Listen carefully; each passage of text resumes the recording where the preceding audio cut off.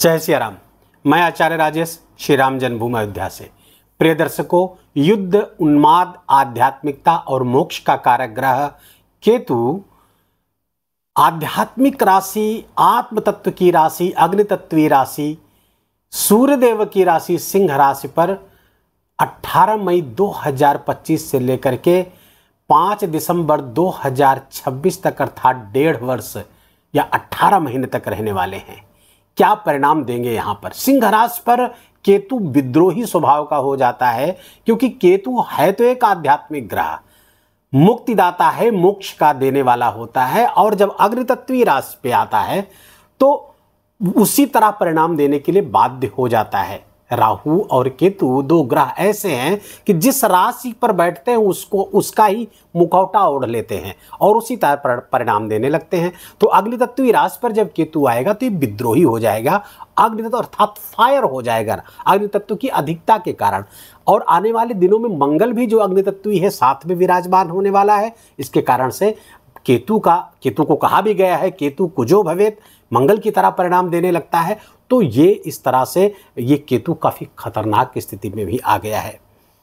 वैश्विक स्तर पर इसका प्रभाव पड़ने वाला है केतु के इस गोचर का। प्रायः राहु के गोचर के शोर में हम केतु के गोचर को भूल जाते हैं कि ठीक 180 डिग्री पर केतु भी तो चल रहा है, और केतु हमको प्रायः बचाने का प्रयास करता है, राहु के जाल से बचाने का प्रयास करता है। राहु मोह है तो केतु मुक्ति है, राहु भ्रम है तो केतु इंट्यूशन है, अंतर्ज्ञान है।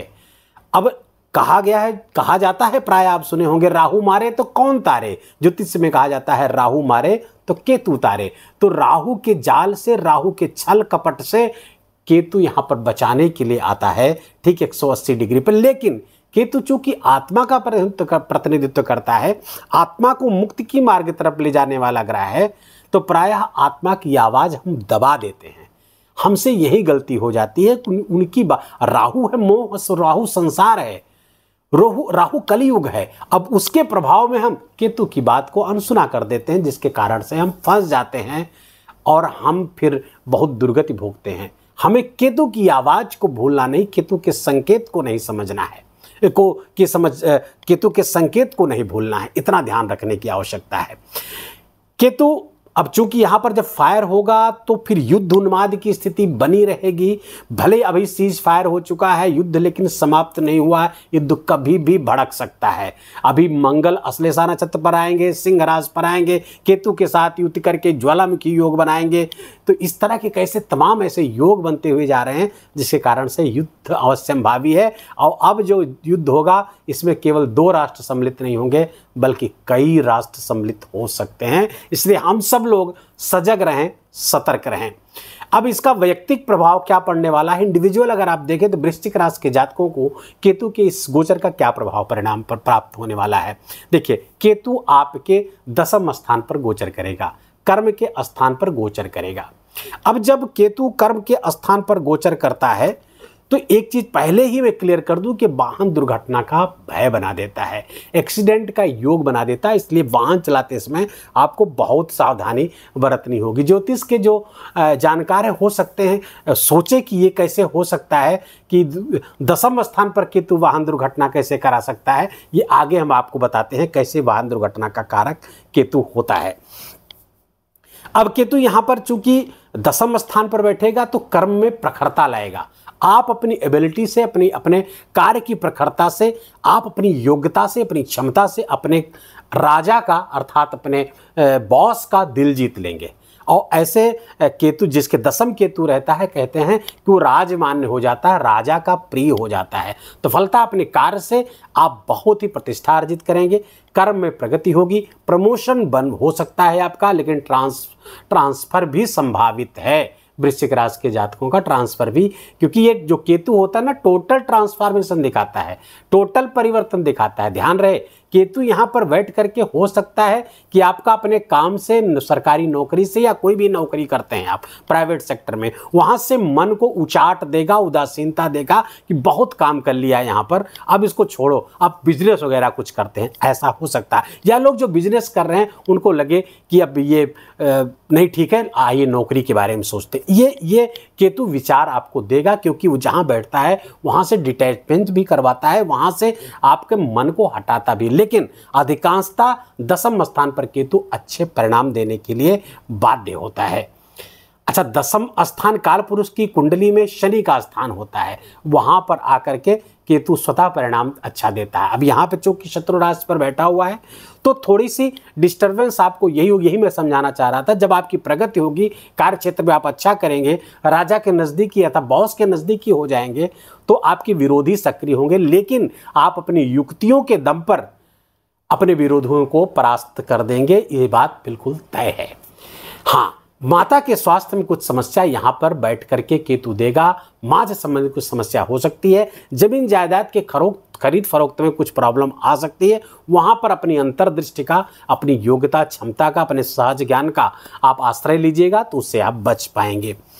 अब देखते हैं कि केतु की दृष्टियाँ कैसा परिणाम देंगी हमको।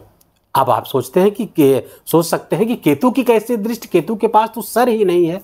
प्रायः ऐसी भूल अच्छे ज्योतिषी कर जाते हैं, लेकिन अच्छे ज्योतिषी अगर वास्तव में अच्छे हैं और उन्होंने ऋषियों के ज्ञान से ज्योतिष बने हैं तो ऐसी गलती प्रायः नहीं करते हैं। महर्षि पराशर से बड़ा ज्योतिषी कौन है? महर्षि भृगु से बड़ा ज्योतिषी कौन है? तो महर्षि पराशर बृहत पराशर होरा शास्त्रम में और महर्षि भृगु संहिता में स्पष्ट लिखते हैं कि राहु और केतु की बृहस्पति की तरह दृष्टि होती है। अर्थात बृहस्पति की 5, 7, 9 दृष्टियां होती है, तो राहु और केतु की भी दृष्टियां होती है। अब उनसे बड़ा तो कोई ज्योतिषी नहीं है। तो ये बिल्कुल ये भूल जाइए कि राहु और केतु की दृष्टि नहीं होती। प्रायः लोग कहते हैं कि चूंकि वो खगोलीय पिंड नहीं है, कोई स्थूल उसका अस्तित्व तो नहीं होता है, इसलिए उसकी दृष्टियां, लेकिन नहीं, वो तो सर नहीं है। सर कटने की जो घटना है वो तो एक लाक्षणिक भाषा में हमको पूरा अर्थ समझाने का प्रयास किया जाता है। वास्तव में राहु और केतु एक एनर्जी हैं और अपनी एनर्जी से भिन्न भिन्न डिग्री पर अपनी ऊर्जा का प्रक्षेपण करते हैं, ऊर्जा को लगाते हैं, जिससे हम प्रभावित होते हैं। तो दसम स्थान पर बैठ करके केतु की 3 दृष्टियां हैं, 5, 7, 9। अब बताइए केतु की दृष्टि कैसे गिनी जाए? प्रायः हम एंटी क्लॉकवाइज दृष्टियों को देखते हैं। मान लीजिए गुरु यहाँ बैठा है तो उसकी दृष्टि यहाँ पर पड़ेगी, 5वीं दृष्टि यहाँ आएगी, लेकिन केतु की 5वीं नहीं आएगी। यहाँ पे केतु की यहाँ पे 9वीं दृष्टि आएगी। क्यों? क्योंकि राहु और केतु हमेशा वक्री होते हैं और इनकी दृष्टियों की गणना क्लॉकवाइज होती है। तो केतु की 5वीं दृष्टि 6ठे स्थान पर आएगी। 6ठा स्थान रोग ऋण शत्रु का है, दुर्घटना का है। यहाँ पर मेष राशि है जो वर्तमान में कंपोजिट रिलेशनशिप में केतु के अधिशत्रु की राशि है। केतु की दृष्टि यहाँ पहुंचेगी तो दुर्घटना का कारक हो सकती है, दुर्घटना करा सकती। यही बता रहे थे कि किस कारण से दुर्घटना की बात मैं कर रहा हूं। दूसरी बात, वृश्चिक राशि के जातकों को किसी छोटे मोटे ऑपरेशन से भी गुजरना पड़ सकता है। पेट से संबंधित कोई ऑपरेशन हो सकता है या किसी भी अंग से संबंधित कोई समस्या, आंख भी उसमें इन्वॉल्व हो सकती है, प्रॉब्लम हो सकती है। इसलिए ध्यान रहे कि रोग ऋण शत्रुओं को आप नज़रअंदाज नहीं करना है, उन पर काम करना। लेकिन ध्यान रहे केतु चूंकि मुक्ति का कारक है, यहाँ पर दृष्टि करेगा तो यहाँ से मुक्ति दिलाएगा। अगर ऑपरेशन होता है तो आपको उस रोग से मुक्ति मिल जाए तो रोग से मुक्ति दिलाएगा, ऋण से मुक्ति दिला सकता है, ऐसी योग्यता देगा जिससे आप अपने धनार्जन को बढ़ा करके अपने ऋण को समाप्त कर पाएंगे। शत्रुओं पर आप हावी रहेंगे, शत्रुओं को परास्त करेंगे, कोर्ट कचहरी के मुकदमे आपके पक्ष में होंगे। मैंने पहले भी बताया कि अपनी युक्तियों से, अपने ज्ञान से आप सभी प्रकार के विरोधियों को परास्त कर देंगे, चाहे ऑफिस में हो, बाहर हो या हमारे आंतरिक शत्रु हो।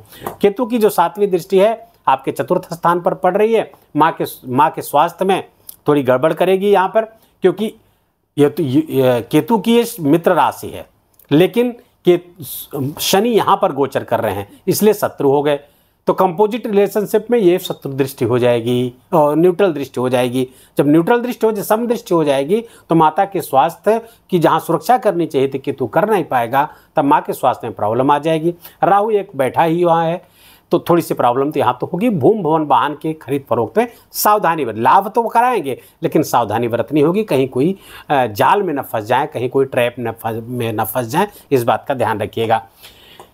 केतु की जो 9वीं दृष्टि है वो धन स्थान पर आ रही है। केतु यहाँ पर जब बैठता है तो बंधन का कारक बन जाता है। केतु की दृष्टि यहाँ पर अधिमित्र की राशि में आ रहा है। क्यों? क्योंकि ये समराशि है। केतु के लिए समराशि न तो शत्रु है न मित्र है, और देवगुरु बृहस्पति केतु से तीसरे भाव में गोचर कर रहे हैं, तो ये मित्र हो जाएंगे। तो जब सम थे मित्र हो गए तो मित्र राशि हो जाएगी। तो मित्र राशि पर जब दृष्टि पड़ेगी तो फलता आपके धन में वृद्धि करेगी, आपके एक्यूमुलेटेड वेल्थ में वृद्धि करने वाली है। पारिवारिक संपत्ति, पैतृक संपत्ति भी आपको प्राप्त होगी। परिवार में कुछ वैवाहिक आयोजन की भी संभावना बनती हुई यहाँ पर दिख रही। घर में किसी का विवाह हो सकता है, घर के सदस्यों में वृद्धि होती हुई दिख रही है। केतु की ऊर्जा को संतुलित करने के लिए कुछ उपाय मैं बताऊंगा, उसको आप करिएगा, हो सके तो।